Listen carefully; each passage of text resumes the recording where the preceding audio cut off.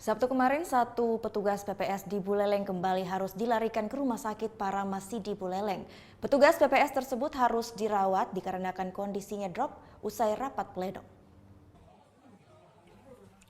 Nyoman Sendana, warga Gunung Sari, Kecamatan Seririt, Buleleng, yang menjabat sebagai Ketua Panitia Pemungutan Suara di desanya, terpaksa harus dilarikan ke Rumah Sakit Paramasi di Singaraja pada akhir pekan lalu.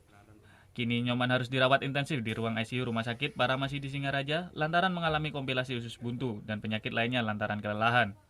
Ketua PPS Desa Gunung Sari ini merupakan korban ketiga setelah sebelumnya ada 2 orang petugas PPS yang juga harus dirawat di rumah sakit karena kelelahan. Tapi kondisinya memang sudah kondisi sedang membaik, sedang ke arah perbaikan.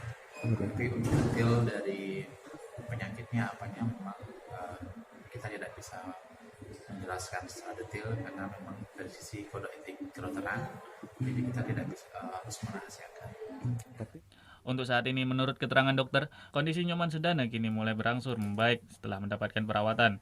Sebelumnya, sebanyak 2 orang petugas penyelenggara pemilu meninggal dunia di Pulau Bali dan 2 aparat kepolisian yang bertugas mengamankan TPS meninggal dunia. Putu Wijana melaporkan untuk NET.